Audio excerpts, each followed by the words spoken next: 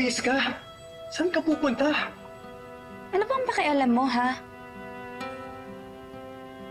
May pake ako dahil buhay ko, reputasyon ko, at relasyon ko sa mga tao na sa paligid ko ang sinira mo.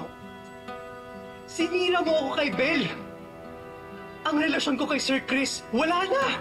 Dahil sa'yo! Tali, ba't ayaw mo aminin ng totoo?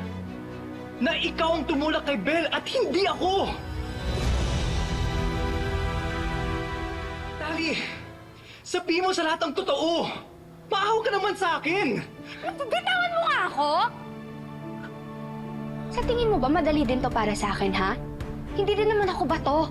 Nag-worry din ako kung may mangyayari kay Belle.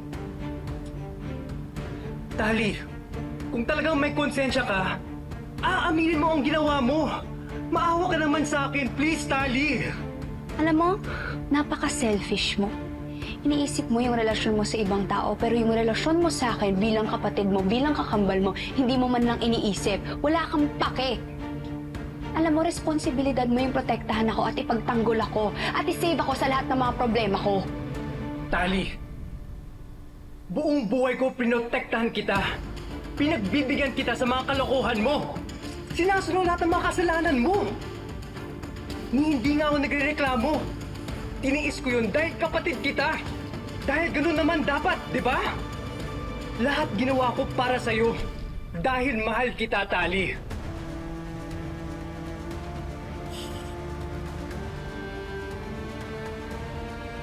Tali, ngayon na ako hihingi.